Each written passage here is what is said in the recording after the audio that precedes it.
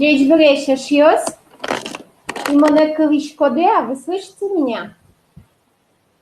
Так, Ожье наш свой Куцком. Давайте начнем. Нелетый урок МЕС, наш 4-й урок. Я напоминаю, что у нас экспресс-курс на время карантина, удмуртский язык. Поэтому у нас будут такие темпы авангасара. Авангасар – это такие удмуртские великаны, про них мы еще, я думаю, тоже поговорим. Вот, и я очень надеюсь, что вы справляетесь с этими темпами. Таубаджим гурте ужды. Спасибо большое за домашнее задание. Это большое подспорье, в том числе и для меня, чтобы я знала, где, в чем вам я могу помочь. Вот, смотрите, давайте для начала мы с вами посмотрим домашнее задание. То есть я выделила какие-то основные моменты, которые надо нам обсудить. Кому я еще не ответила по домашнему заданию, я непременно напишу, просто у меня не хватило уже сегодня времени вам ответить. Давайте посмотрим. Значит, гурте ужмес. Наверное, самая основная ошибка была и непонимание вот с этим глаголом дышетыны и дышетскыны. Да, то есть в удмуртском языке проблема заключается в том, что глагол дышетыны переходный глагол, то есть у него может быть объект в аккузативе, в винительном падеже, то есть учить кого, обучать кого, учить чем, что. То есть у него может быть объект в аккузативе. И поэтому этот глагол, он такой от контекста зависящий. То есть вы учите или вы изучаете или обучаете этому языку. То есть может быть двоякое значение. Поэтому смотрите, если вы преподаватель, если вы учитель, то вы используйте вот какие конструкции вы можете использовать, чтобы не было этой многозначности, чтобы не надо было искать ответа в контексте. То есть чтобы предложение было однозначно понятно, что вы преподаватель-учитель. Итак, смотрите, если вы преподаватель, то чтобы однозначно предложение указывало на то, что вы преподаватель, может быть два варианта. Первый вариант – мон удмурт кылы, или там англикылы, социология дышетышко. Я обучаю чему, то есть мы используем дательный падеж, да, чтобы не аккузатив, не винительный использовать, а дательный падеж, и тогда уже будет понятно, что вы этому учите кого-то. Или калька с русского языка, да, я веду этот предмет, тогда мы используем аккузатив,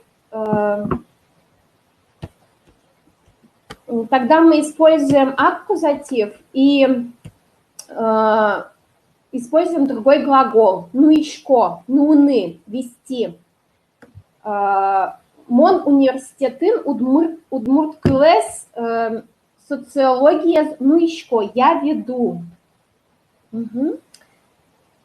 И смотрите, вот как я говорила, да, вот это предложение мон социология, но демография с дышетышко. У него как раз вот это двойное значение, да, то есть вот дышетыны – это учить что и изучать что, то есть это может быть и преподавать что, и изучать что. Поэтому вот если вы преподаватель, то пользуйтесь первым и вторым типом конструкции, да, чтобы сказать вот эту фразу. Если вы сами являетесь студентом, я изучаю удмуртский язык, то чтобы опять-таки избежать этой многозначности, да, чтобы не было необходимости у собеседника, особенно вот, скажем, уже в ситуации, когда человек возраста не студент, не школьник, да, чтобы ваш собеседник удмуртскоязычный не понимал двояко, да, чтобы однозначно. Тогда мы используем тоже дательный падеж, но уже другой глагол, дышетскыны, обучаться. Да, вот у нас было дышетыны, чему-то дательный, это преподавать что-то, да, а дышетскыны, обучаться чему-то. То есть если вы студент, то вы берете другой глагол, но тоже дательный падеж. Надеюсь, это понятно. Валамона, то есть давайте договоримся, что у нас будет дательный падеж. Если вы преподаватель, то вы берете глагол дышетыны, мон дышетышко англикылы, да, но если вы студент, то вы вот глагол с СК берете, это возвратный глагол. Мон удмурткылы дышетскишко, я обучаюсь, да, как в русском. Угу. Умой. Вот это была у многих ошибка вот это. Это даже не столько ошибка, а вот рекомендация, чтобы избежать вот этой многозначности. Дальше. Вот здесь глагол вуны, да, там Валентина мне задала, что вот в одной презентации это было созревать, в другой, что это было пребывать, приходить. Я вам специально из удмуртского корпуса, удмкорпус, удман.ру, да, там есть словарь, там в том числе можно включить звучание этих слов. Вот, глагол волны очень многозначный, то есть там вплоть до того, что истопиться о печке. То есть ряд глаголов в удмуртском языке, они очень будут многозначными, поэтому я в каком-то случае использовала одно значение «созревать», а в другом значении уже глагол действия был фокус. Угу. Дальше малышка мажлань. Значит, отрицаем оба глагола. Угверашкишка, но угвалашка. Да, то есть нельзя сказать угверашкишка, но валашка удмуртчамен. То есть вот эта частица уг, она должна обязательно быть при обоих глаголах. Дальше в удмуртском языке обязательно ё. Там, где ё, там должно быть ё. Вот как в слове щион, еда. Угу. Это не забывайте. Угу. Мешко мажвань. Так. Да, вот это тоже был частый вопрос союза «но» и «нож». Смотрите, вы можете руководствоваться здесь русским языком, переводить на русский язык. Союз «но» в удмуртском языке, у него есть два значения. Одно, оно означает противительное русское «но». Там, я сделал, но забыл. Да? И также это русское «и». Удмуртчамен, но джутчамен. Да? Вот в удмуртском соединительный союз, то есть два значения у него. У нож у него противопоставление. Да? Вот посмотрим примеры. Мон удмуртчамен верашкишко, нож англишамен уг. Я по-удмуртски говорю, а по-английски нет. То есть в русском языке соответствует союзу а, противопоставление. Мон удмуртчамен валашко, но верашкнуг богатышка. То есть я понимаю по-удмуртски, но сказать не могу. Угу. То есть соответствует русскому но. И значение еще одно у но – это соединительный союз. Мон удмуртчамен, но бигерчамен верашкишко. Я говорю по-удмуртски и по-татарски, то есть соединительные. Угу. Так, манышко мажвань. Да, вот здесь тоже были сомнения, были такие моменты. Значит, смотрите, в удмуртском языке есть переходные и непереходные глаголы. Смотрите, переходные глаголы – это глаголы, я уже говорила, те глаголы, у которых есть аккузатив, то есть объект, который может стоять в винительном падеже. Это такие глаголы русского языка «я вижу», «я читаю» и так далее. В удмуртском языке тоже есть эти переходные глаголы, но у них есть еще пара непереходная. То есть фактически можно немножко как возвратные глаголы перевести. Это такие глаголы, например, щины и щишкны. Разница в чем? Видите, тут, во-первых, грамматически вы видите, что вклинивается шк, ск, вот этот суффикс, и щины, он всегда будет с объектом. То есть нельзя сказать «я люблю покушать». Да? Вот «я люблю есть макароны» – это всегда глагол щины. А «я люблю вкусно покушать» – это щишкны. То есть там, где нет объекта, мы используем щишкны. Вот, например, «сос нянь укшио» – они не едят хлеб. Мы используем глагол щины. Он переходный, у него может быть объект. Если мы используем глагол «сос щишко» – щишкны, здесь подчеркивается процесс, тут не может быть объекта. нам интересно само действие, питаться, да, едят как процесс. То же самое с глаголом баштыны и башьяшкыны. Баштыны – это купить что-то, какой-то объект. Башьяшкыны – это закупаться. Видите, вот в русском этим глаголом в основном соответствует глагол с возвратным суффиксом. Купить что-то баштыны с объектом, а башьяшкыны вот не может быть объектом. Минянь баштышком. Мы покупаем хлеб. И ми башьяшкишком мы закупаемся. Тут не может быть объекта. Дальше вераны и верашкины. Вот здесь, значит, вераны – это сказать одноразово, да, а верашкины – разговаривать на каком-то языке. Вераны переходный, то есть тон асмал пан йосте верашкот. Ты говоришь свои мысли.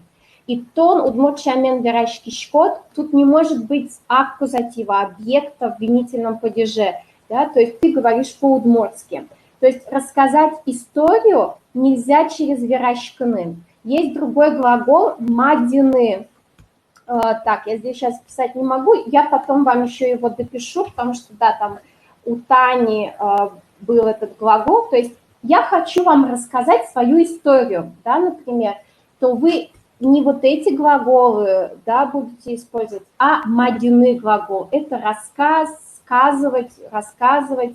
Вераны можно сказать про что-то короткое, да, я тебе скажу, как правильно, вот, но именно какой-то последовательный рассказ, это будет другой глагол. И вот как раз последняя ситуация, она была часто встречалась, смотрите, лыджины и лыджишкины. Лыджины – читать с объектом, то есть читать книгу, это будет книга, газет лыджины, через лыджины, а лыджишкины – это непереходный глагол, и если вы хотите сказать «я много читаю», да, нам не важно, что, а именно процесс важен, процесс чтения, что вы очень много читаете, то тогда мы используем лыджишкины. Сотрос лыджишке, он много читает. Но как только хотите вставить объект, то у нас глагол меняется. Сотрос книга лыджи, от глагола лыджины, переходный. Угу. То есть вот на это тоже надо обратить внимание. Это, пожалуй, вот те как раз глаголы, которые чаще всего будут встречаться. И давайте я сразу отвечу на вопросы. Тут были как раз про «но», «нож» не используется. Тут надо посмотреть конкретные примеры, что это может быть в значении «но», можно ли использовать «нож». Но это частая проблема при изучении удмуртского языка. Да, я замечала, что венгры обычно всегда нож везде вставляют, там, где даже это не надо. Вот. Я, Таня, тебе еще пришлю твое домашнее задание, там, да, там надо будет подкорректировать. Потом говорить не могу, это корректно, я понимаю по-удмуртски, а говорить не могу, это корректное русское предложение. Ну, вот здесь... Сейчас я вернусь. Монок мочамен верашко, нож верашкну богатышка. Вот здесь, в принципе, можно нож использовать, тут не так категорично. Я посмотрю, какие были примеры, потому что там точно нельзя было вот в ваших домашних у кого-то заданиях. Вот здесь монок мочамен верашкичко, на английский ук. Вот здесь нож лучше, потому что более ну, как бы разделяет, что ли. Или вот в конструкции, например, мон удмурт, нож тон, я удмурт, а ты, вот там обязательно нож. Вот здесь в ряде случаев, да, может быть немножко такая не совсем четкая грань. То есть можно сказать, что тут же мой лыджишке, да, тут именно так лучше и сказать. Тоже мой лыджишке, он хорошо читает. Мы не знаем, что он хорошо читает, статьи из интернета или газеты. Вот здесь именно сам процесс подчеркивается. Да. Угу. Так, школьная желание. Сейчас смотрим, что еще. Да, определение перед основным словом. Например, вот если у вас есть такая конструкция «я пою в хоре ветеран». По-русски у нас ветеран, название хора стоит на последнем месте.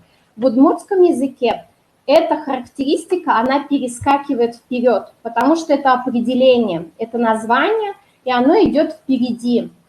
Норья Гуртыш из деревни Норья. Да, в русском название деревни на втором плане, в удмуртском перескакивает на первый план. ЕС России граждан форумын Ужашко. Название форума ЕС России, да. Дружба лагерем Шутецкишко, например. Отдыхаю в лагере Дружба. Тоже название лагеря Дружба перескакивает на первое место. Удмурт-Дунне газеты Шлыдичко. Читаю в газете Удмурт-Дунне. Про это я еще отдельно скажу, почему газетыш, а не газетын. Да? Угу. Удмуртизация русских слов. Вот здесь были у некоторых сомнения. Смотрите, слова, которые в русском языке заканчиваются на «ия». Россия, Хакасия, социология, демография. Франция, они при склонении по падежам, они будут терять конечную «я», и суффиксы будут присоединяться к «и».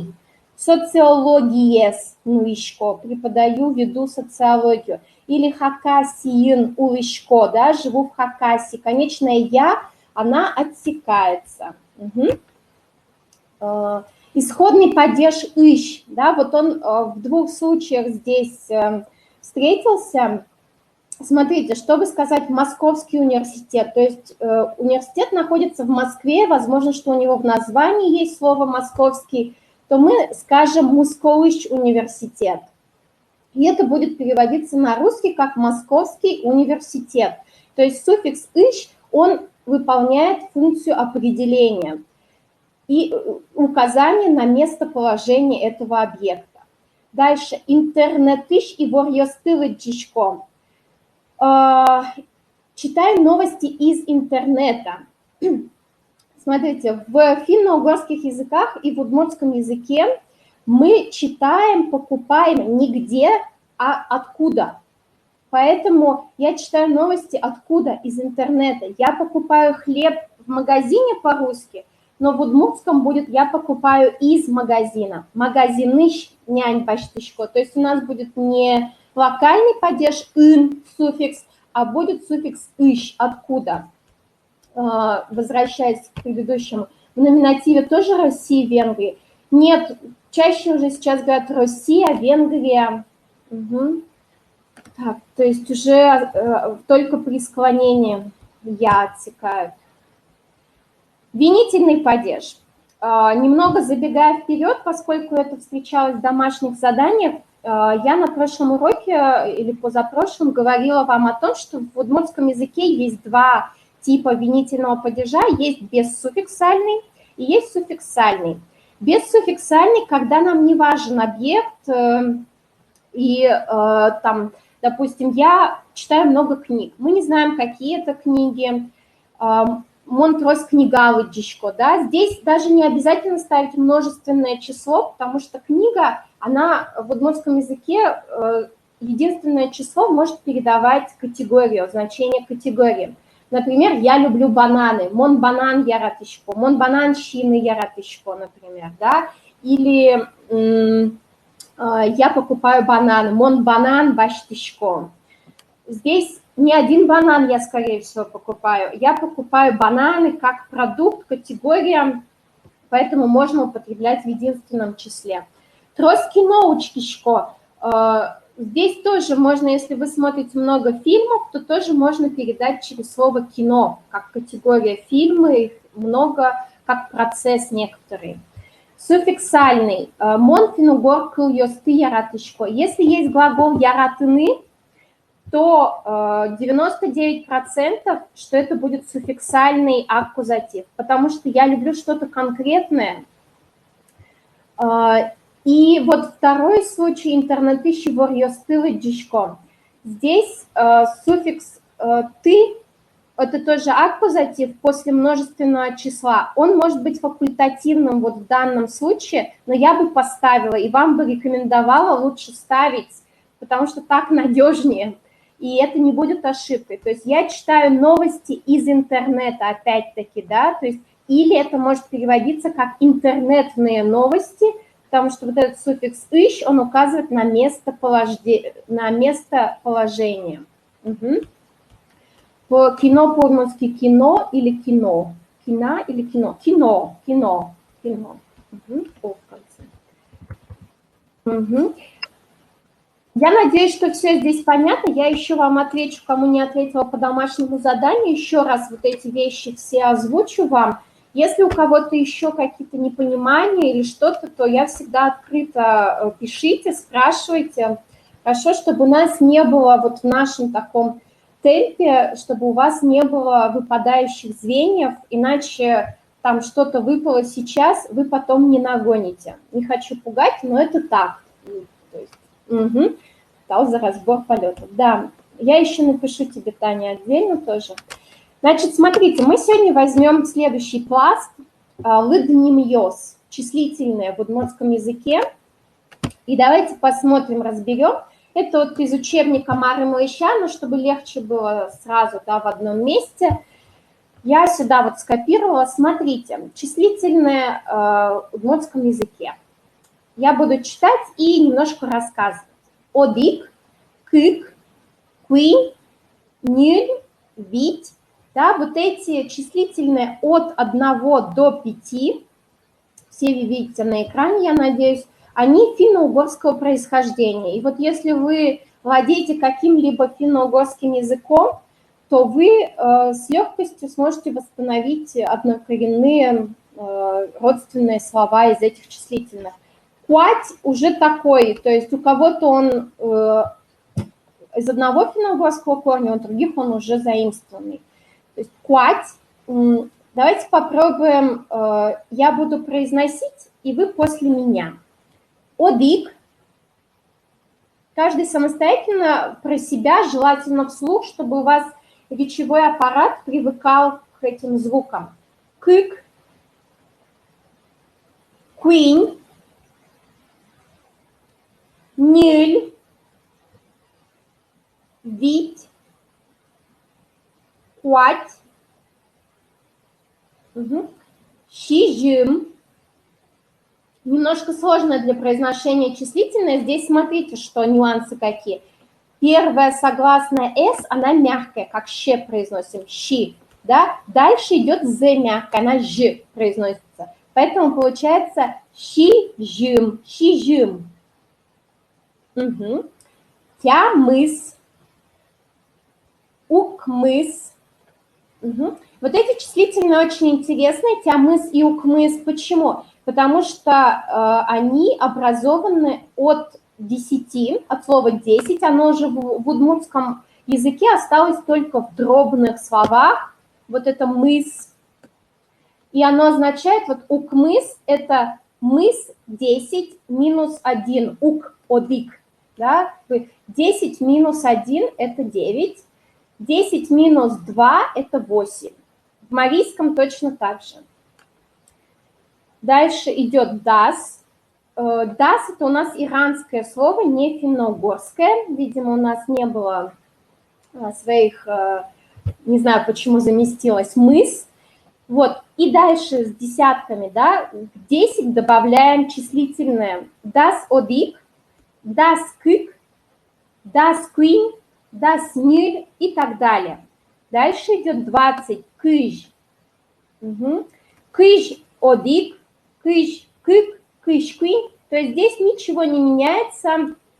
Угу. Да, тут вот Юхами Китоксия, да, вот тут пишет, что в финском то же самое. Интересно. Вот, тридцатки, куамын, куамын одик, куамын кык и так далее. То есть 30 тоже мы сначала ставим 30, а потом берем числительное 1, 2, 3, 4. То есть вообще ничего нет сложного. Дальше идут десятки, слово ниль-дон, 40, бить-тон, куать-тон, щижим-дон, тямыс-тон, тон, укмыс тон. Видите, дон, тон – это десятки, обозначают десятки, или слово цена, дун, дон. Видите, тут добавляется ниль, 4, плюс дон. Там, где вить, глухая т, то тон, вить тон. 60 квать тон. Щижим ме, звонкая, дон, щижим дон. Тямыс тон, тямыс, да, 8, тон 10. Десятку как бы, да, мы обозначаем через дон. Укмыс, глухая, поэтому тон. Слово деньги в удмуртском языке тоже образуется при помощи слова дон, конь, дон.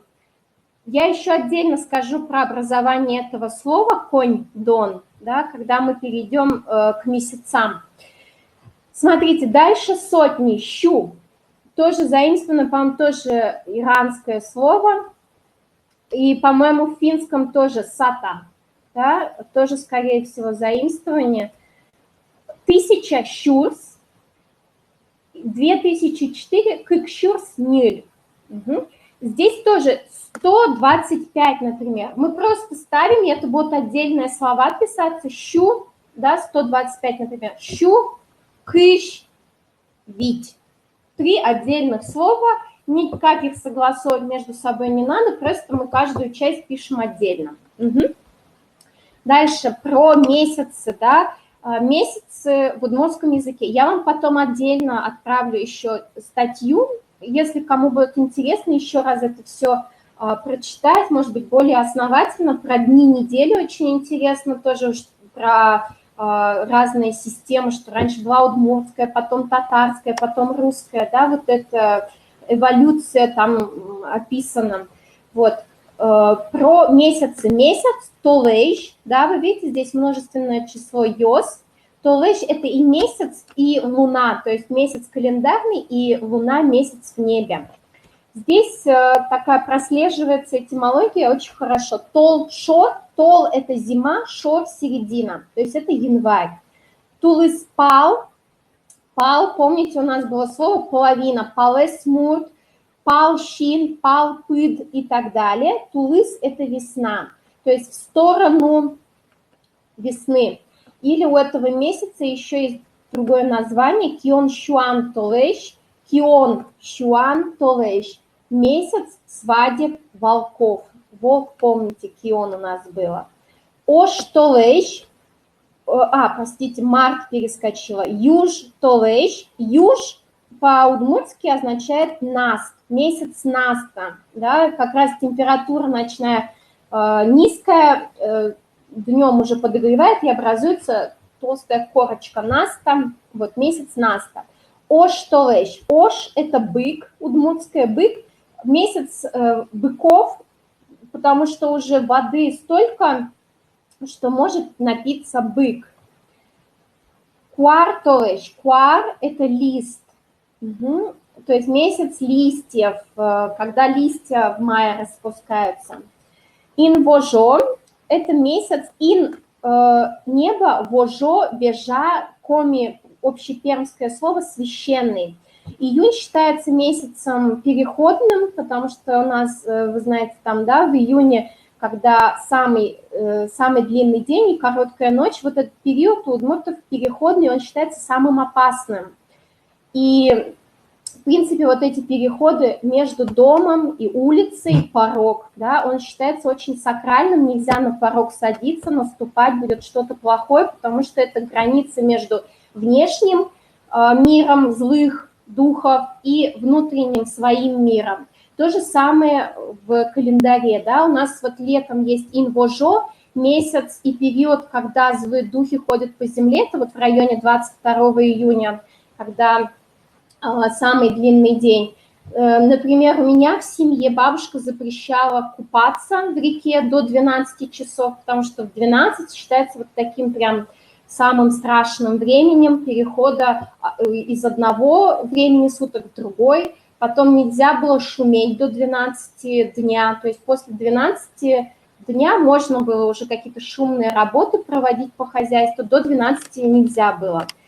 И То же самое зимой есть период вожодыр, да, период, когда ряженые ходят из дома в дом, тоже ассоциируется со злыми духами. Тоже вот такой период переходный, когда самая длинная ночь, да, вот в январе этот период вожодыр. Пэш толэш, тут само слово говорит за себя. Пэш – это жаркий, то есть жаркий месяц июль. Гудыри кошкон. Гудыри – это гром. Кошкон – уходить. То есть месяц, когда уходит гром. Но сейчас уже и в сентябре часто гремит, но вот изначально удмурты считали, что в августе гром уже заканчивается, уходит. Куар ущен. У нас было куартолыш, май, когда листья распускались, а куар ущен – это месяц падения листьев. Ущен – это падение. Коневон. Да, вот здесь как раз слово кони. Сейчас я попробую вам открыть вордовский файл. Угу.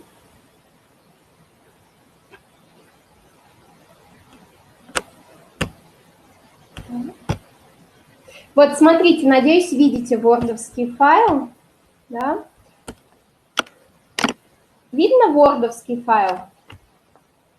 Кто-нибудь маякните. Угу. Супер. Смотрите, у нас было конь-дон слово, да, деньги. И месяц кони-дон. Конь-дон – это кони плюс дон. Кони-вон – это кони плюс вон. То есть, видите, и тут, и там есть слово кони. Кони – это белка. Удмуртское слово белка для животного. Значит, конь-дон. Дон – это дон, дун, цена. Да, дуно, дорогой, может быть, кто-то встречал в удмуртском это слово. Потом для тех, кто знает коми язык, там тоже дон слово используется для слова дорогой. Кони в слове деньги используются почему? Потому что удмурты были известными охотниками, и в качестве разменной монеты использовалась шкурка белки. Поэтому вот это слово законсервировалось и до сих пор используется конь-дон слово в качестве слова денег. Есть еще более южный вариант для денег. Это укщо. Тот, кто знает татарский, распознает это слово. Укщо – деньги. Конь-дон – тоже деньги. Также кони в значении монета, копейка используется сейчас в удмуртском языке. То есть конь-дон – деньги, а кони – это копейка. Так, маленькая же шкурка, что из нее делали? Ну, их, если много шкурок беличьих собрать, то можно сшить, ну, как и сейчас, из одной шкурки же ничего не делают. То есть там, допустим, цена чего-то была 50 беличьих шкурок, 50 соболиных шкурок. То есть вот такой расчет был. Коневон, соответственно, это месяц созревания, да. Вон – это у нас от глагола вуны, прибывать, приходить, созревать. Коневон, октябрь – это месяц, когда белки созревают, и их уже можно отстреливать. Угу. Так, дальше переходим к презентации обратно.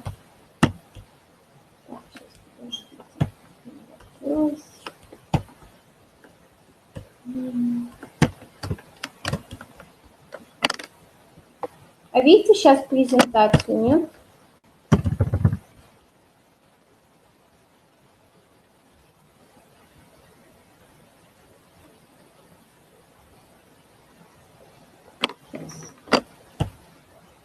Угу, вот так. Угу. Умой. Значит, коневон разобрались, месяц созревания белок. Сейчас видите, да, презентацию? Угу. Умой. Шур-канмон, тоже месяц, ноябрь. Шур, речка, у нас уже встречалась, канмон, замерзание, то есть месяц замерзания рек. Угу. Тол-сур, тол – это зима, сур – это пиво. тоже сур, по-моему, это, наверное, это булгарское слово, керсари в чувашском тоже есть. Сур здесь скорее, ну, как бы как пиво переводится, но в целом месяц пива, месяц праздников, потому что уже зима, начинаются какие-то праздники, уже варят пиво. Вот, например, у меня в семье бабушка варила именно пиво, то есть у нас не кумышка, а сур, домашнее пиво, считалось таким сакральным напитком обязательным на большие праздники. И да, в общем, пиво было более значимым, знаковым у нас на севере. Дальше, нунал-йос. Про нунал-йос, нунал, день, да, тоже вам отправлю отдельный текст. Здесь кратко вам скажу, вордишкон от вордскны рождаться, то есть понедельник – это день зарождения. Пукщен – это уже как бы от глагола пукщины садиться, то есть уже входим в свое русло, вторник, да, уже можно немножко остепениться, присесть, да, становление некоторые недели. Вир нунал, вир – это кровь, финно-угорское слово, это день жертвоприношений. Покчи-арня, покчи – это печи, покчи – маленькая неделя, потому что у удмуртов была неделя из 5 дней, удмурт-арня, вот видите, это пятница, удмурт-арня, удмуртская неделя, то есть вот 5-й день, пятница, уже неделя заканчивалась. Потом под влиянием христианства у нас появилась еще и суббота, и воскресенье, и появился кэс-нунал. Кэс – это сухой или постный, то есть суббота – постный день. Арня-нунал – это день недели, получается воскресенье, и иногда еще называют джуч-арня – русская неделя. Арня – слово – это тоже булгарское слово. И арлендерьосы, времена года, мы о них еще отдельно поговорим. Тол – зима, тулыс – весна, это все финно-угорские слова. Если вы знаете другие финно-угорские языки, то сможете восстановить в финском и в марийском. Гужем – лето, сижил – осень. Так, минуточком айжвань. Итак, смотрите, слова, которые касаются времени, временных отрезков. Час, минут, минута, да, то есть мы здесь отсекаем слово, букву А. Нунал – день, толеж – месяц, ар – год, джины ар – полгода. Помните, я наполовину удмурт, джины йо, да, половинчатый. Даур – это век. То есть вот эти слова будут использоваться. Итак, давайте попробуем и числительные, и эти слова немножко закрепить. Коня нунал одик толежин. Сколько дней в одном месяце? Здесь обратите внимание, что вот слово коня, сколько, вопросительное местоимение. В русском сколько дней, да, множественное число. Но удмуртский язык, финно-угорский язык, после слов, указывающих на количество, после числительных, в правильном удмуртском языке стоит единственное число, но под влиянием русского языка уже очень часто добавляют множественное число. Вот в данной конструкции, слава богу, еще это не влияет, еще не повлиял русский язык на конструкцию эту, но люди, допустим, отвечают 3 дня, да, вот там уже ставят множественное число, квиннунал-йос, допустим, да, вот такие уже часто встречаются кальки с русского языка. Конянунал диктовежин. Сколько дней в одном месяце? Наверное, сложно еще, да, то есть еще не закрепили числительные. Давайте тогда вместе посмотрим. Конянунал диктовежин. Да, куамын 30, куамын одик 31, или тулыс-пале в феврале, кыжукмыс, яке кыштямыс. Яке – это или, союз или, еще один союз. Коня час одик нуналын, да, суффикс ын в дне. Сколько часов в одном дне? Одик часын кыжниль час. Ой, тут я неправильно написала. Одик нуналын кыжниль час. В одном дне 24 часа. Коня час... Это сейчас мы еще вернемся. Коня час ниль нуналын. Ниль нуналын укмыстон куат час. Почему нуналын и почему тулыспале мы еще обсудим отдельно. В 4 днях 96 часов. Коня ар куинь даурын. Сколько лет в 3 веках? Куинь даурын, куинь щу ар. В 3 веках 300 лет. Угу. Коня минут щижим часын. Сколько минут в 7 часах? Щижим часын нильщу кыш минут. В 7 часах 420 минут. Нильщу кыш минут. Угу. Коня толыш джины арын. Сколько месяцев в полугодии? Джины арын куат толыш. В полугодии 6 месяцев. Угу. Умой. Так, смотрим дальше. Смотрите, нунал-йос дни, да, которые нам нужны будут в ближайшее время для пересказов и так далее. Тунне сегодня, завтра чукаже. Есть еще северный вариант, но мы ограничимся южным, потому что он чаще употребляется. Чукаже связан со словом чук, чукна, утро. Чукаже бере. Бере – это послезавтра. Чукаже бере, то есть прям калька. Есть отдельное слово тоже, но мне кажется, южане его не употребляют. Как-то у северян более разнообразно. То есть ущсе есть еще слово для чукаже бере. Посмотрим назад. Да? Вчера это толон. Вчера толон. Позавчера валян. Вот позавчера тоже интересно. Если у вас есть в окружении носители удмуртского языка, спросите, пожалуйста, как они называют это слово позавчера, потому что это тоже очень интересно. То есть вот позавчера у него, вот, например, у меня говорят по-другому, но в литературном удмуртском языке это означает, ну или вообще ничего не означает. То есть важнал, вот у нас говорят важнал, как бы более ранний день, если расшифровать. Вот. А валян у нас означает более ранний период времени. Уточните у ваших носителей, какой вариант используют они. И то же самое вот с чукаже бере, да? То есть какое они отдельное слово используют, ущсе, или они используют вот конструкцию послезавтра.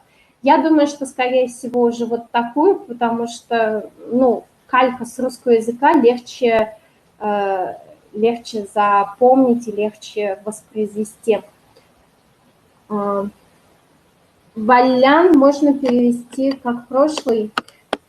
Ну, валян раньше, вот у меня в диалекте валё, раньше, да, то есть прошлый валё, валёры. Ну, в каком-то контексте может быть, да, но скорее какой-то неопределенный период более ранний. Угу. То есть запомнили тунне сегодня, чукаже завтра, толон вчера. Вот эти 3 слова будут наиболее сейчас востребованные. Ага, вот, как раз Ольга Егорова, да, это северные варианты. Каль – это сейчас, да, литературный – это али. Аску или аскы – это как раз слово чукаже, северный вариант аскы. Ну, хотите, я вам презентацию внесу, просто это может некоторую путаницу внести. То есть я могу мелким шрифтом внести, что аскы, аску – это северный вариант, и ущсе, да, для чукаже бере. Просто у нас действительно очень много массива информации, чтобы вы не растеклись по древу, чтобы вы вычленили только самую важную информацию. Да? Вот 3 слова запомнили: толон, тунне, чукаже.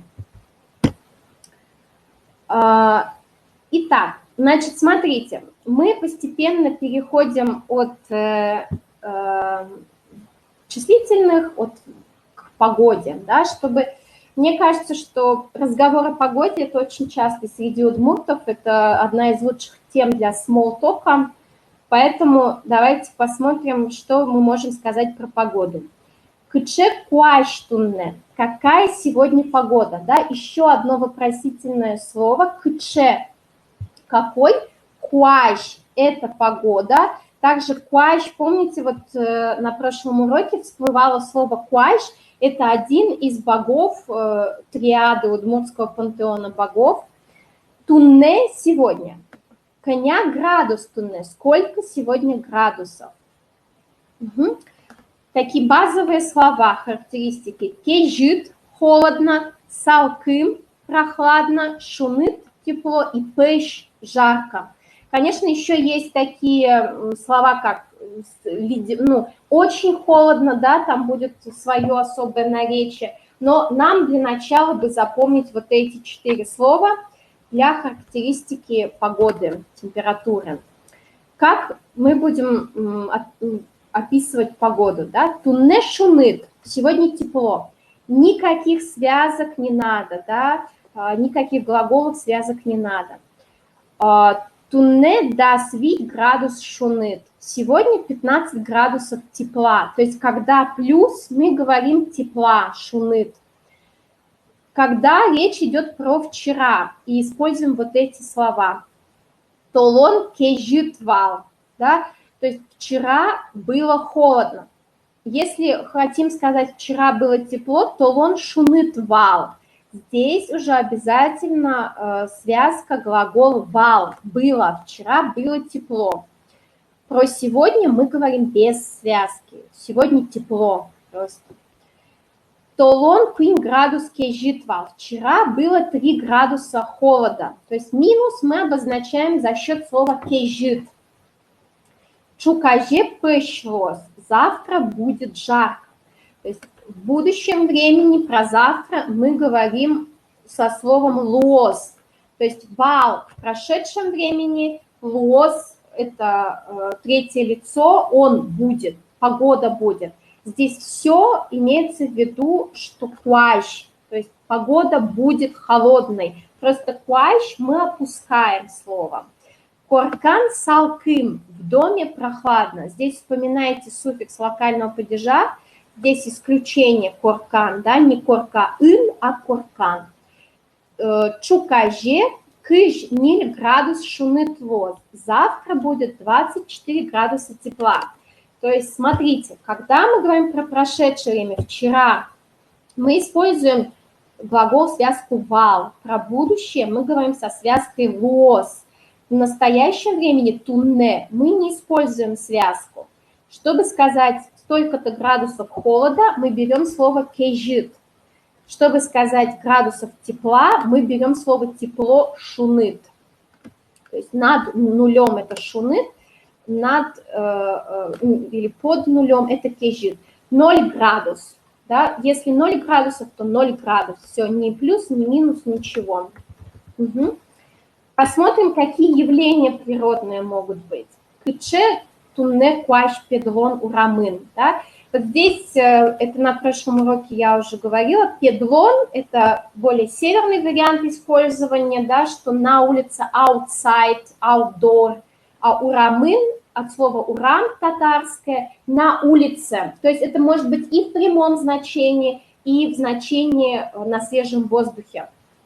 Урам на юге, ульча на севере используют. И северяне вместо вот абстрактного на свежем воздухе берут слово педло, педлон на улице. Итак, смотрим. Значит, шунды пиште. Шунды – солнце, пиште – третье лицо настоящего времени, да, глагол пиштыны. Т твердое, поэтому Пиште про человека, если он светится, улыбается, мар пиштышкот, что ты светишься, так тоже могут спросить. Дальше идет дождь, зоре, да, слово зор – это дождь, зоре – он идет, это третье лицо. Речь о куаш, о погоде, но обычно в речи это опускается. То есть мы не говорим куаш зоре, можем так сказать, но Очень часто просто зоре, все. Угу. То же самое с лымыя, от глагола лымыяны. Лымы, луми, снег, финно-угорское слово. Лымыя – погода дождит, буквально. Ой, погода снежит, да, лымы, луми. Угу. Зор, зоре говорят нет. Нет, так не говорят. Дождь дождит, нет, потому что погода дождит. Не дождь идет, а погода дождем идет, как бы дождит. Угу. То же самое со снегом. Лымыя или куащ лымыя. Угу. Пиль машкемын от слова пилем. Тоже, насколько я знаю, финно-угорское слово.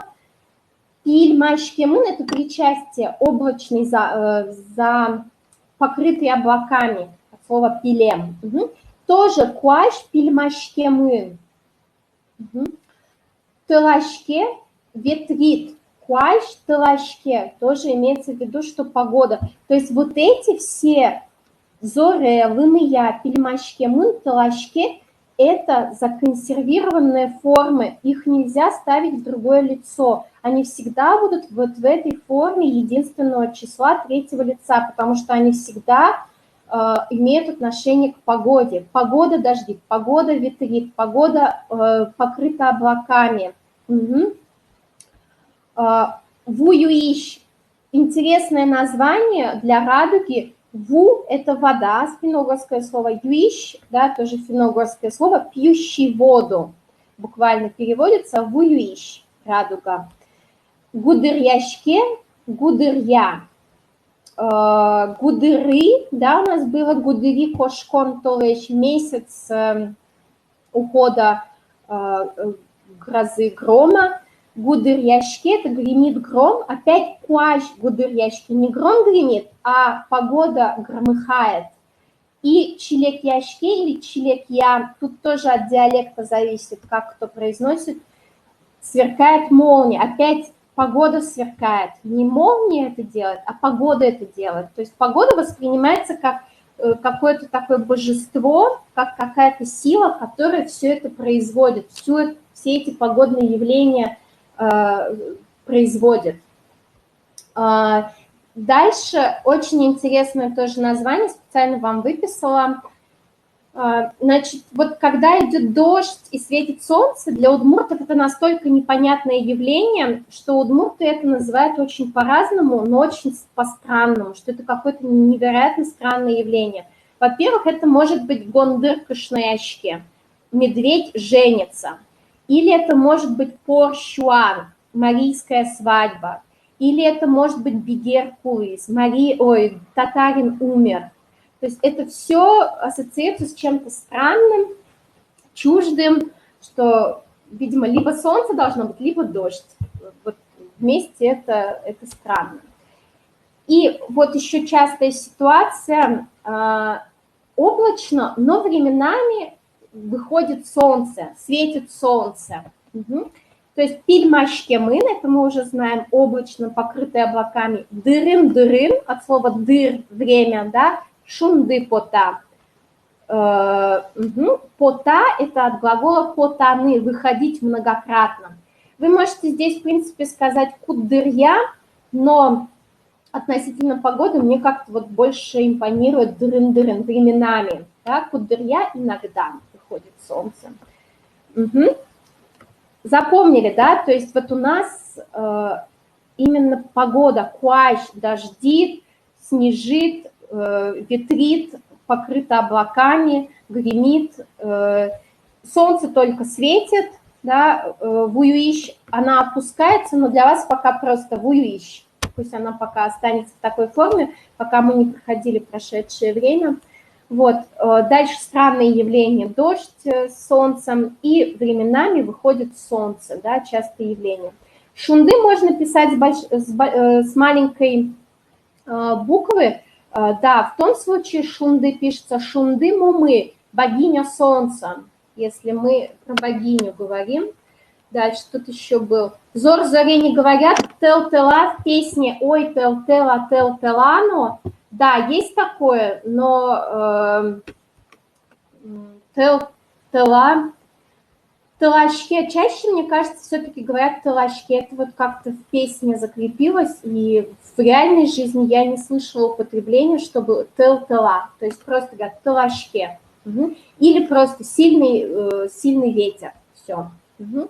Итак, маничком ажлань. Итак, запомнили, да, значит, идет дождь. Хуаж зоре, зоре фиксировано. Хуаж лымыя, хуаж можем факультативно использовать. Главное запомнить лымыя. Талашке дует ветер, кежит шунет холодно, тепло. Пильмашке мын облачно, шунды пиште, светит солнце. Вот это наиболее такие распространенные, да, формы для описания природы. Итак, давайте попробуем, посмотрим. Хуа щарыш, да, о погоде. Вот это щарыш после лог о чем-то. Смотрим, что у нас здесь. В Москве, видите, плюс 21 и идет дождь, облачно. Мусколын, кыш оди градус шунит. Куаш пильмашке мын, но зоре. Угу. То есть облачно и идет дождь. 21 градус тепла. Муско, вы встретите, есть, мне кажется, как минимум 3 варианта. Муско встречается в текстах первых, ну, там, 20-х годов 20 века. Муско. Потом встречается Моско, тоже вариант, совсем редко, то есть либо Муско, либо Москва, то есть очень многие так и оставляют Москва. Угу. Смотрим дальше. В Мурманске. В Мурманске у нас, видимо, облачно периодически. Я написала, что идет дождь. Ну ладно. И плюс 13 градусов. Мурманскен да сквин градус шуны, 13 градусов тепла. Шунды пишите, светит солнце, но дырын-дырын зоре. Да? Дырын-дырын временами, кудырья кудыр иногда. То есть можно их как синонимы использовать. Кто-то использовал в тексте в своем уже это слово кудырья. Дыр, видите, тут тоже слово дыр, везде дыр, время фигурирует. Угу. Ну что, давайте аспон нады попробуем самостоятельно. Давайте, не знаю, как сделать так, чтобы... Вот, давайте посмотрим сначала на картинку. Вы себе выпишите на русском, да, или как-то пометку поставьте, какие города, какая температура, какая погода, и потом я верну к картинке, где это все расписано, чтобы вам было проще. Кыче Куайштунны, какая сегодня погода? Воронежин, да, в Воронеже, Воркутаын и Москоын. Значит, в Воркуте, подсказываю, минус 7, облачно и снег. Воронеж, плюс 5, идет дождь и облачно. В Москве плюс 3, облачно, но иногда выходит солнце. Угу, то есть 3 города, запомните, посмотрите.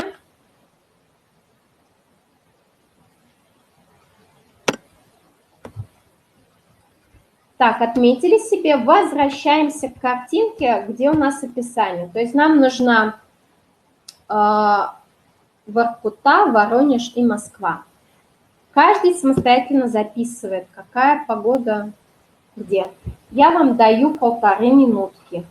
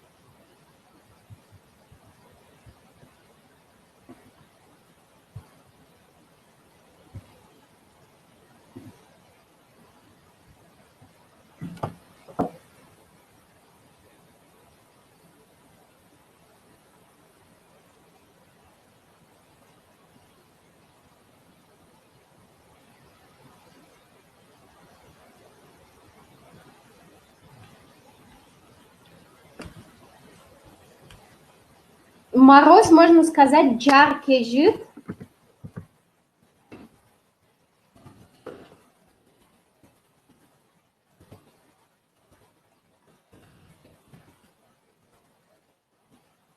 Жаркий жид, морозно. То есть вот наречие джар используется для, когда совсем холодно. Мне кажется, это какое-то тоже заимствование или иранское, или тюркское. Джар очень странно звучит.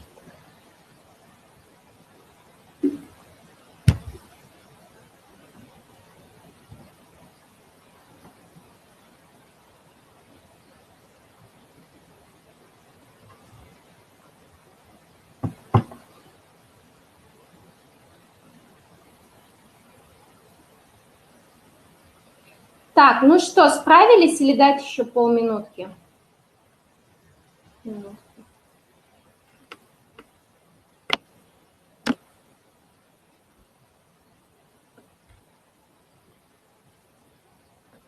Давайте идем. Уже пока ждала, уже прошло. Итак, смотрим, значит, Воронежен, Воркутайн, Мускоуин. Что у нас здесь? Угу. Итак, Воронежен, тунне вид градус шунит, но зоре. Да, можно без но, просто вид градус шунит, зоре, как через запятую, да, произнести. Воркутайн, тунне шижим градус кейжит, но вымыя. Угу. Мускоун тунне куин градус шунит, пильмашкемын, дырын шунды. Пиште светит иногда или выходит пота. Да, можно и так, и так. Справились с этим или это было тяжело?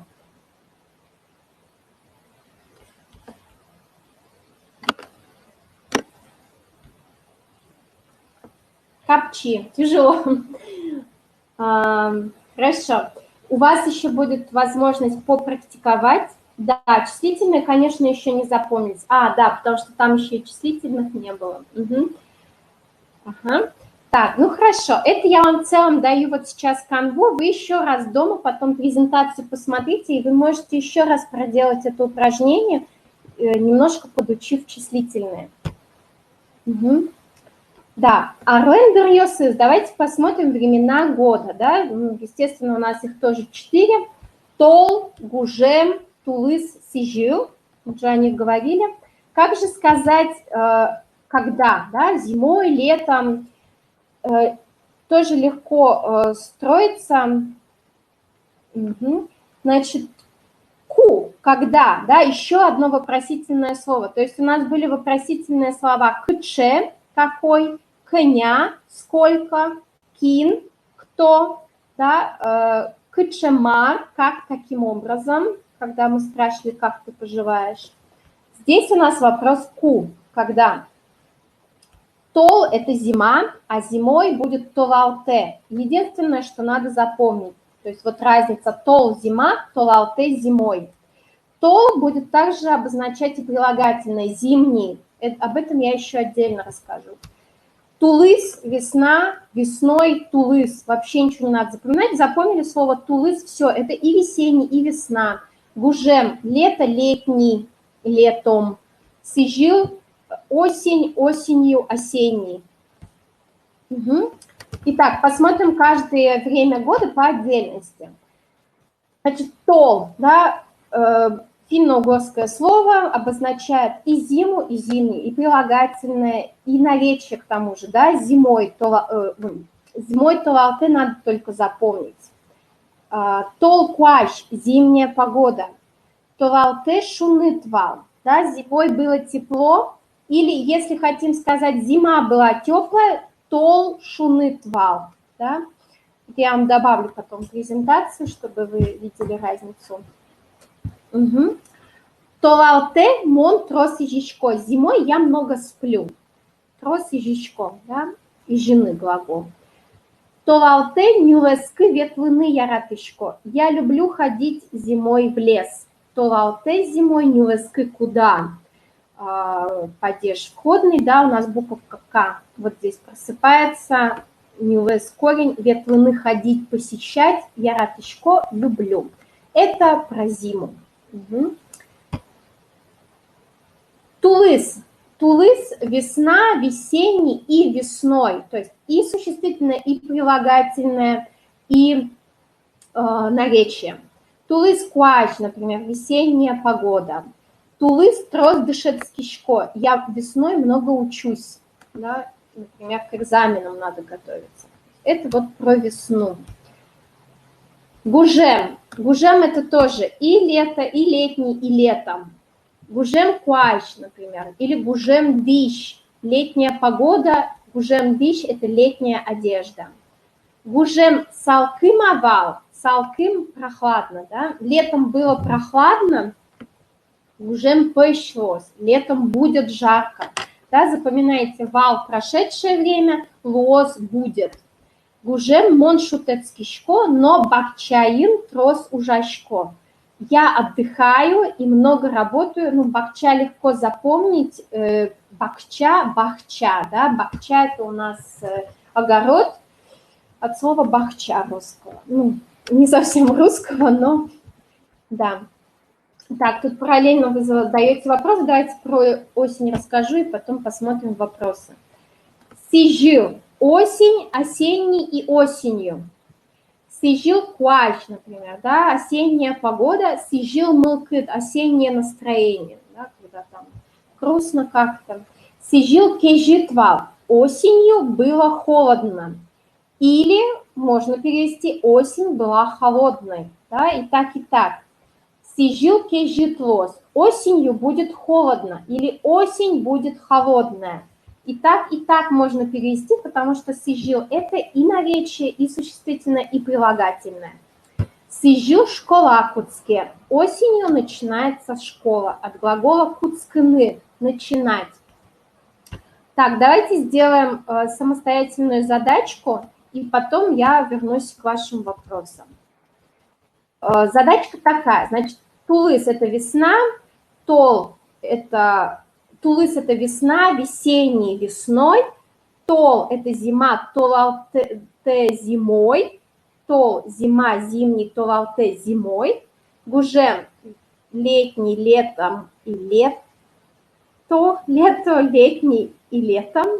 И сижил – осень, осенний, осенью. Хотя бы зная эти слова, постарайтесь найти пару. Вот предложение на удмуртском слева. Найдите пару в правом столбике. Тут в основном все слова, которые вы знаете. Может быть, одно-два слова. Даю вам минутку на это. Делаем, потом проверяем чушь.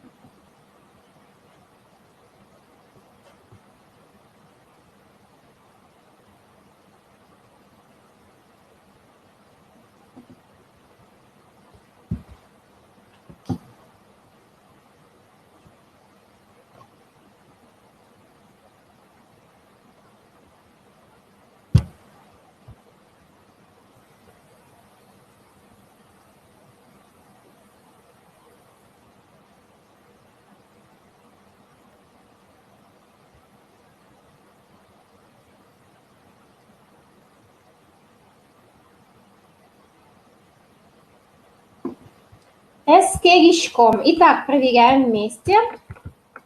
Ваньма чош эскеришком. Итак, товалте гондыр иже. Зимой медведь спит. Гондыр помним, иже от глагола ижины спать. Товалте зимой, да, тол зима, зимний. Гужем нылпиос шурын пылашко урамын трос шудом. Да, летом дети купаются в реке, много играют на улице. Вспоминаем, что ныл, пи, да, это ребенок от слов девочка, мальчик, девочка ныл, пи, мальчик. И есть обратное слово ребенок, там, где мальчик, девочка, пинал. Либо ныл, пи, либо пинал. Они равнозначны. Шурын, шур, река, шурын в реке. Пылашко купаются, от глагола пылашканы купаться. Урамын на улице, да, вне дома много играют, от глагола шудыны – играть. Сижил трос зоре, дырын вымия. Осенью много дождей, то есть много дождит, иногда идет снег, временами идет снег. Тулы сменилась кым ветвочки, да?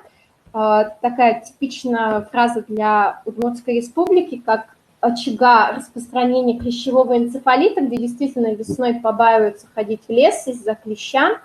Тулы сменилась кым ветвочки, весной мы не ходим в лес. Толон кежитва, вчера было холодно. Здесь все понятно, толон вчера, кежит холодно. То есть если мы хотим сказать, вчера был мороз, да, вот Игорь тут спрашивал про слово мороз, то мы добавляем просто наречие джар, толон джар кежитва, вчера было морозно. Педлон гудыряшке или урамын гудыряшке, можно было бы сказать, на улице гремит гром. Тунне кваш шулдыр, сегодня хорошая погода. Слово шулдыр вообще означает веселый, радостный, но про погоду удмурты говорят шулдыр. И обычно, когда человек поет, тоже, если вот хороший голос, и он поет не полян, да, помним, полян кырджа, поет налево, то есть фальшивит. Если он поет правильно, корректно, то тогда говорят шулдыр кырджа, то есть у него хороший, красивый голос. Я надеюсь, что здесь все было понятно, легко. Сейчас мы перейдем к обозначению времени, и тогда же еще про месяцы зайдет речь. То есть мы с вами посмотрели числительные, да, погодные явления, и сейчас мы возьмем, как сказать, про время. Так, коня али дыр. Сколько сейчас времени? Али или каль, да, вот северная. Ку, когда. Итак, смотрим. Коня али дыр. Сколько сейчас времени? Дас час, да, 10 часов. Видите, на циферблате 10 часов, дас час. 10:30 будет дас ноджины. 10:30. То есть не надо ни после, ни до, а просто 10:30. 8 часов 5 минут. Тямыс час 5 минут. 8 часов 5 минут. Видите, все в единственном числе, такие фиксированные час, минут. Мы можем также сказать 5 минут в 9. Куда? Да, направление, соответственно, нам нужен входный падеж. 5 минут укмысе. Укмысе куда? Нюласкы, укмысе, там, шуре, корка, да, куда? Вопрос куда? И суффиксы у нас были. Здесь у нас с конечная твердая, поэтому используется. 5 минут укмысе. Или если бы у нас было там, 5 минут 5-го, то тогда 5 минут вите было бы, писали бы, потому что вить на мягкую заканчивается, и входный падеж от слова вить будет вите, 5, куда. Да? Про возраст тоже так будут, что я иду на 5-й год, я иду в 5, будет вот так, я иду в 9, да, укмысе мынышко, я иду в 9. 5 минут укмысе, 5 минут 9. Без 10 6. Das минут тек куать. Вот здесь суффикс тек. Когда я говорила про все падежи, то это был падеж лишительный. То есть суффикс тек, он всегда будет добавляться к существительному, которого нет, которого лишают. Без телефона, телефон тек. Без интернета, интернет тек. Да? Без Оли, Оля тек. Без меня, мон тек. И так далее. Суффикс тек очень легко, да, ко всему присобачивается и обозначает отсутствие чего или кого-либо. Значит, здесь у нас отсутствует 10 минут, минут тек. То есть здесь, видите, фактически мы можем обойтись вообще без суффиксов, только вот в ситуации без 10 6 нам надо без 10 минут. И здесь вы можете ограничиться просто конструкцией 8 часов 5 минут. То есть не заморачиваясь, если сложно там сориентироваться 5 минут 9 или что-то такое. Да? Еще пример почитаем. Коня Алидыр. Али шижим час. Сейчас, да, Али это сейчас. Сейчас 7 часов. Да? Мы обычно не употребляем слово ровно, то есть сейчас 7 часов. Али ниль час, ниль дон вить минут. Сейчас ниль час, 4 часа, ниль дон вить 45 минут. Али дас вить тек вить. Сейчас без 15,5. То есть das ведь тек мы можем даже без слова минуты употреблять, das ведь тек ведь. Das ведь минут тек ведь. Вот здесь уже со словом минуты. То есть один раз мы вот этот тек ставим. Das ведь минут тек ведь. Значит, здесь у нас час 15. Али час, но das ведь минут. Сейчас час и 15 минут. Да, вот легкая конструкция без всяких суффиксов. Али das ведь минут кке. Куда? В 2, да, кык это 2 в 2. 15 минут второго. Али das кынь час, das ведь минут. Сейчас 13 часов 15 минут. То есть можно такую официальную конструкцию сделать 13 часов 15 минут. И 4:30 или 3:30. Али кынь час, куамын минут. Да? Сейчас 3 часа 30 минут. Или али кынь ноджины. Сейчас 3,5, то есть 3,5. Но мы не инструменталис, как в русском используем, а просто союз «но» и слово в номинативе. Али джины ниле.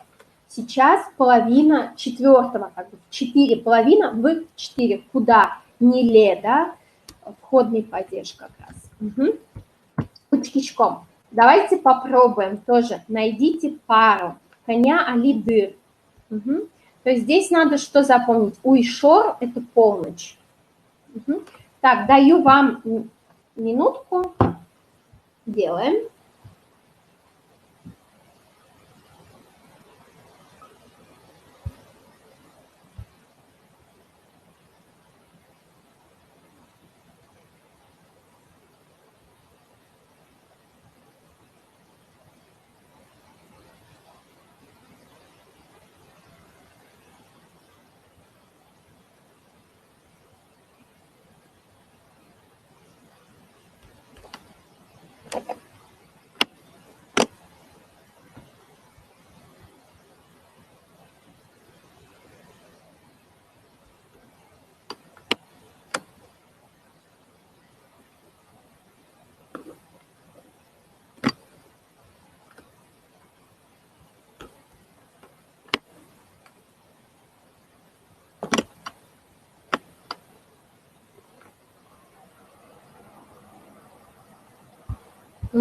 Учкичком смотрим вместе. Итак, смотрите, 5:55, да, ведь минуте куат час. Без 5 минут 6. 6:30.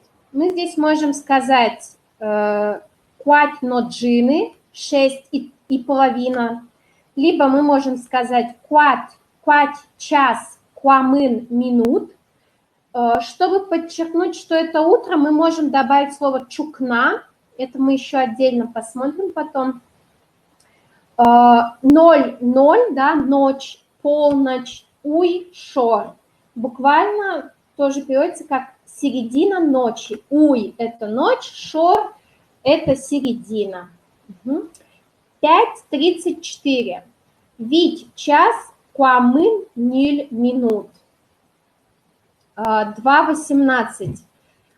Кык. Сейчас смотрю, что у меня тут написано 2.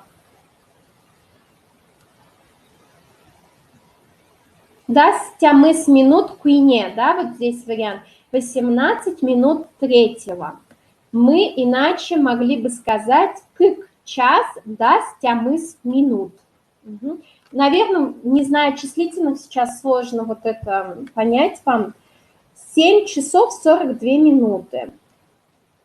Сейчас, самой надо найти. Шижим час, нильдон, кык, минут. Да, 7 часов 42 минуты. и 10 часов 9 минут, das час укмыс минут. Или можно сказать укмыс минут дасе, да, в 10. 18 минут куине конструкция разговорной речи используется, das тямыс минут куине. Das тямыс минут куине. Ну, я думаю, что может использоваться, просто это зависит опять-таки от того, кто это использует, потому что сейчас, к сожалению, очень многие переходят просто на русский, то есть даже числительные очень многие говорят по-русски. Дастямыс минутки. Дастямыс. Ну, мне кажется, мои бы могли сказать так, да. Угу. Давайте вот еще вопросы тут были, чтобы они не затерялись в глубине. Все. Чем отличается данак и трос? Данак и трос отличаются диалектом. Данак – это северный все-таки диалект. Есть еще уно слово, не путайте с уно. Уно – это южный вариант для трос. Есть еще лачак, много. Лачак – это вот прям типично, ну, не знаю, кроме Болезинского употребляют где-то или нет, но вот в моей семье слово лачак – самое базовое слово для слова много.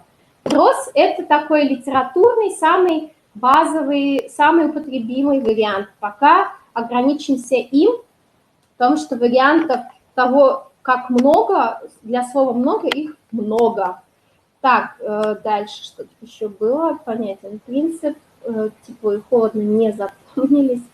Чукажи зорос, толон зорис, да, толон вымыяс, толон талашкис, да, но это прошедшее время, это еще совсем не сегодня.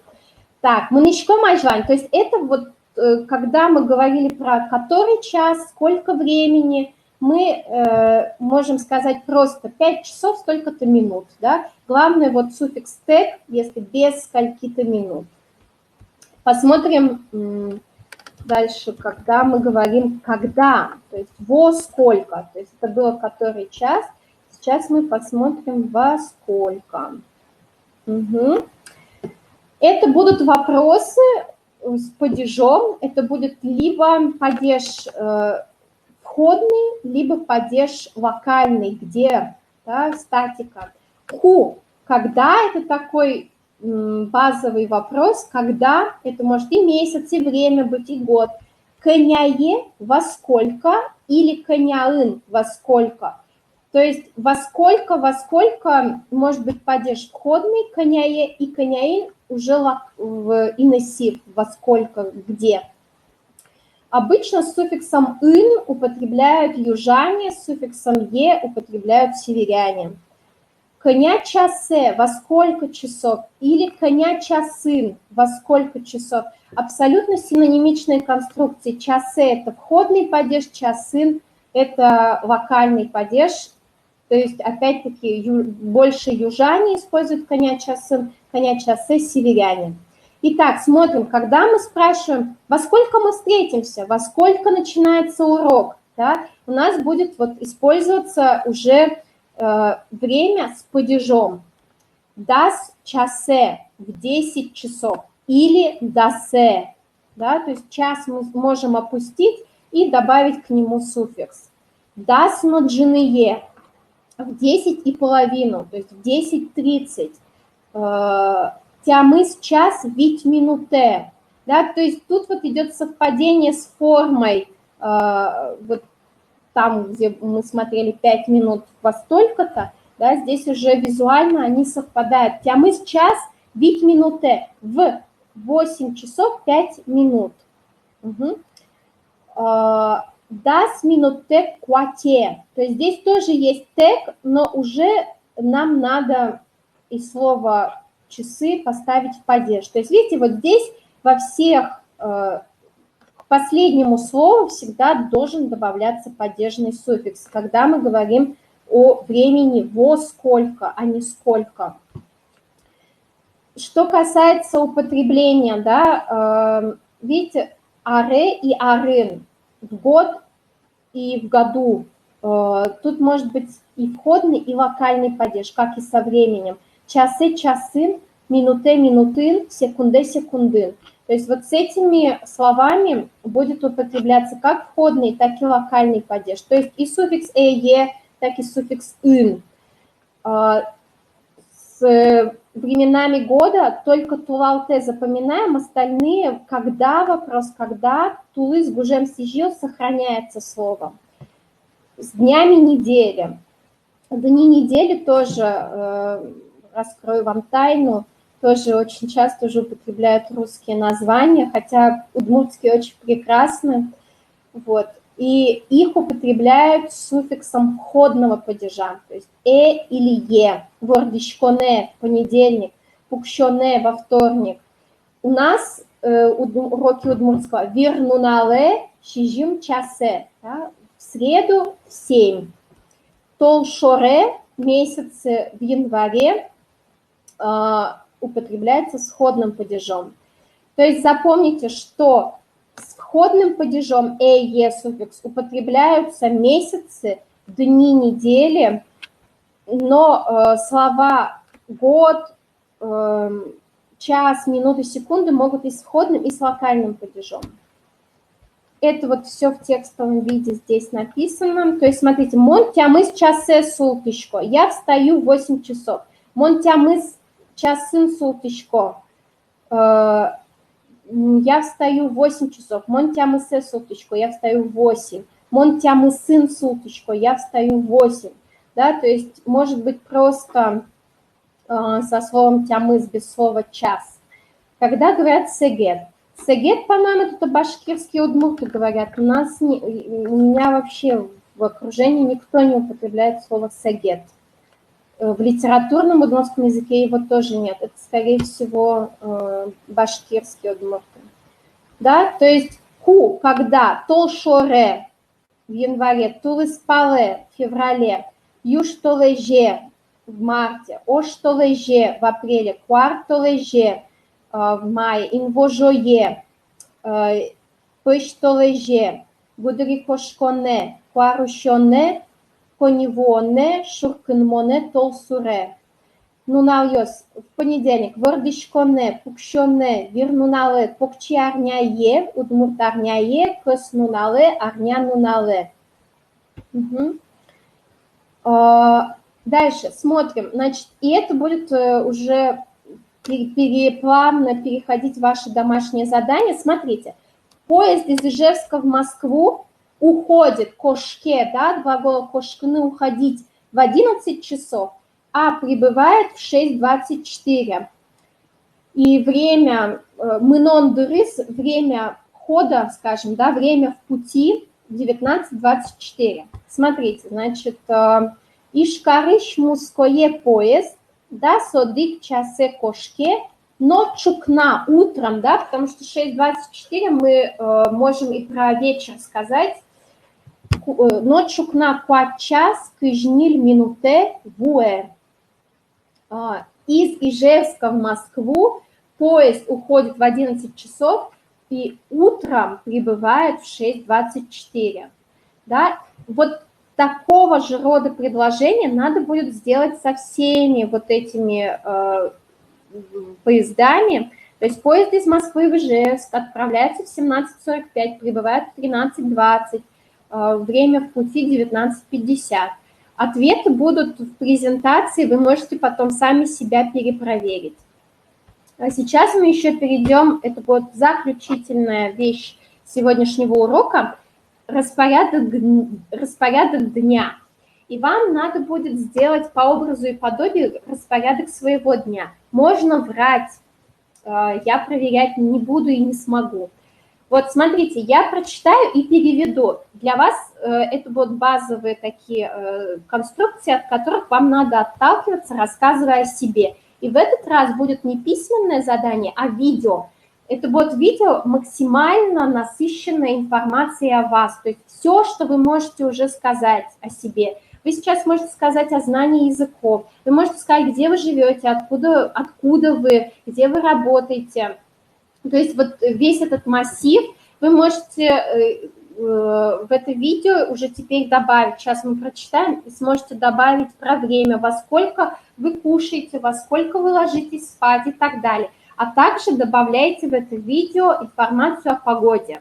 Какая была сегодня у вас погода или какая была вчера, да? Ну, про вчера вы можете только сказать тепло-холодно, потому что вот эти слова «лыны-я», «снежит», «дождит», мы еще не проходили прошедшее время, поэтому только сравнение, что вчера было холодно, а завтра будет жарко, допустим, да, вот такие. Вот, то есть, если кто-то стесняется делать видео, вы можете сделать аудио, но мне бы очень хотелось, чтобы это именно был звук, потому что так я смогу поправить ваше произношение. Сейчас я видела уже, как вы пишете, я исправлю всем тексты, кто присылал, да, и вы уже исправленный вариант с учетом всех моих исправлений уже в это видео внесете правильный вариант, чтобы у вас был такой комплексный рассказ о себе. Итак, чукна – утро и утром, то есть будет одинаково переводиться и утро, и утром. Кузьма суте шижим часе. Кузьма встает в 7 часов. К этому, это из учебника «Распорядок дня», к нему есть аудио. Я вас призываю еще раз дома послушать аудиозапись, чтобы еще раз отложилось у вас в голове произношение. То есть здесь Кузьма встает в 7 часов. То есть вы сразу смотрите, что вы здесь. Во-первых, время. Если вам время не подходит, вы делаете свое время, да? Например, 8:30. Тямыс но джины е. Не забываем про конечный суффикс, да? Когда, во сколько. Кузьма султе. Султе – это про третье лицо. Вы уже можете из третьего лица сделать первое. Здесь у нас был глагол султыны. Вставать. Султышко – встаю. Угу. Шижим час да свить минуте, Кузьма ништышке. Кузьма умывается, моется в 7:15. Тоже здесь под себя подстраивайте. Сначала от третьего лица выстраивайте глагол начальный, если так проще, и потом делайте первое лицо и ставите свое время. 7:28, Кузьма и Щичке. Значит, шижим час кыштямыс минуте, Кузьма Щичке. Кузьма ест. Видите, здесь нет объекта, поэтому глагол щичке. Если вы хотите сказать, там, пьет чай или кофе, чай, кофе, юэ. Дальше Кузьма у нас отдыхает. Шижим час или там бить минуттек тямысе, без 5-8, бить минуттек тямысе, Кузьма шутецке. Без 5-8 Кузьма отдыхает. Нунаже днем. Днем. Даскык часе или лымшоре в обед, в полдень. Кузьма нунажия. От глагола нунажияны обедать.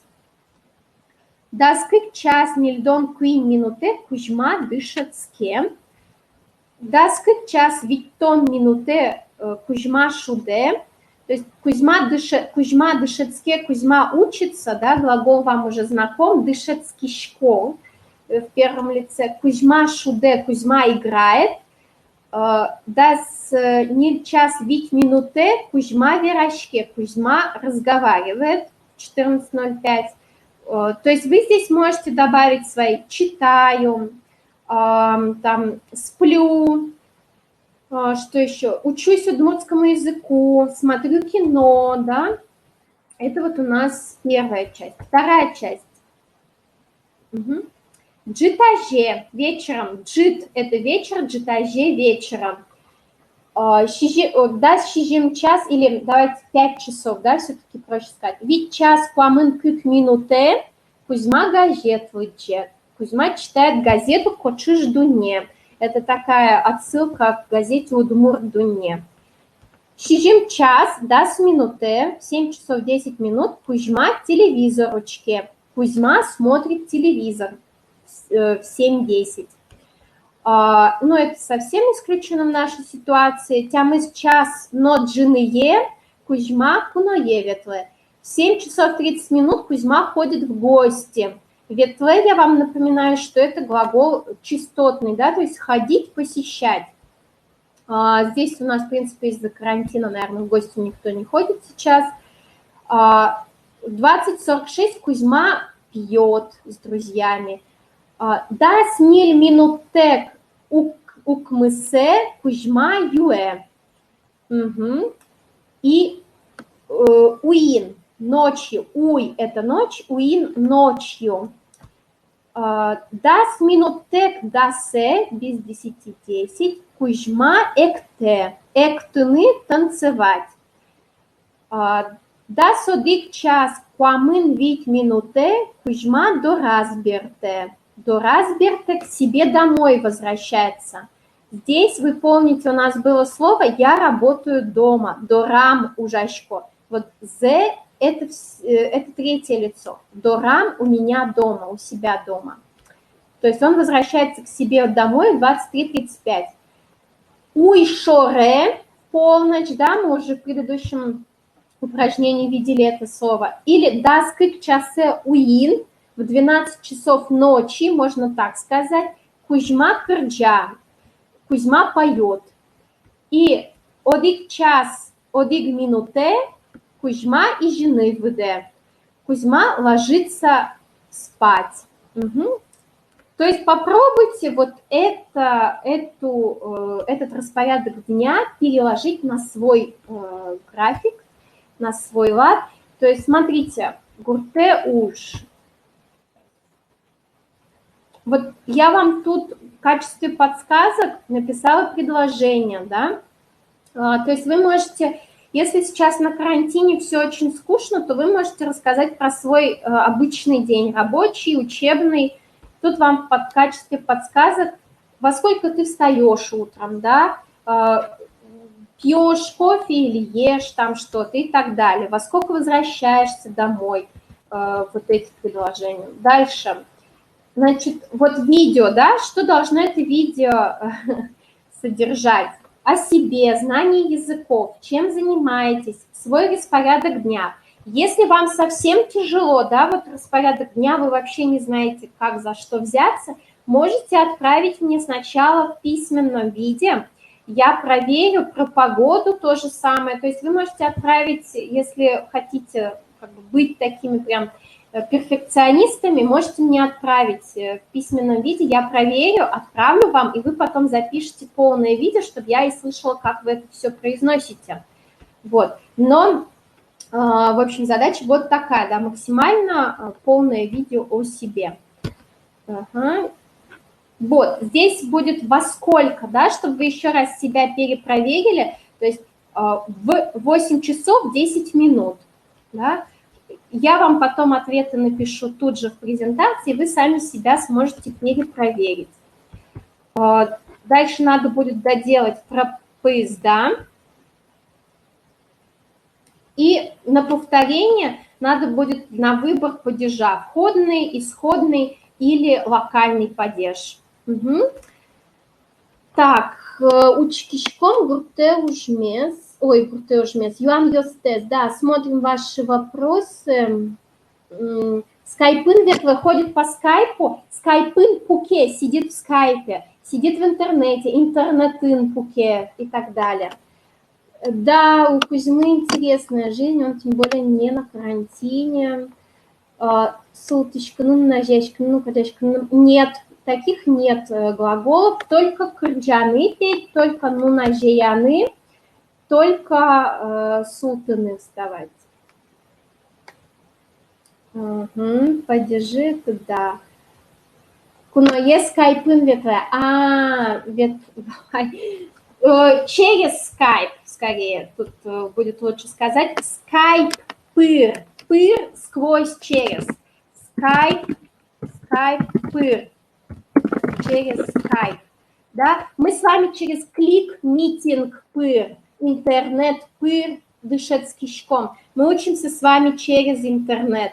Укно, пыр, через окно. я вижу там, или там солнце через окно светит. Укно пыр шунды пиште. Солнце светит в окно. Угу. Умой. Тау баджим. Спасибо большое. Если вам что-то, что слово семья, искон нет. Исконно удмуртского слова семья нет. Ну, было слово выжи, как бы род, да, но почему не было, хотя родственные отношения очень развита, вот система наименований. То есть в удмуртском языке, по-моему, в тюркских тоже это очень развито, то есть тоже нет. Слово «семья» нет, но, наверное, в тюркских же тоже есть, и в удмуртском это тоже очень развито. Старший или младший брат, старшая или младшая сестра. Например, это сноха первая или вторая. То есть вот эти различия, они все соблюдались, но сейчас это тоже, к сожалению, вымирающая такая система, то есть уже все реже используют. Угу. Умой, таобаджим. Вообще, насколько вам тяжело, то есть у нас действительно очень большой массив информации, да, но есть какие-то моменты, которые мы постоянно повторяем, и они как бы такие возвращающиеся.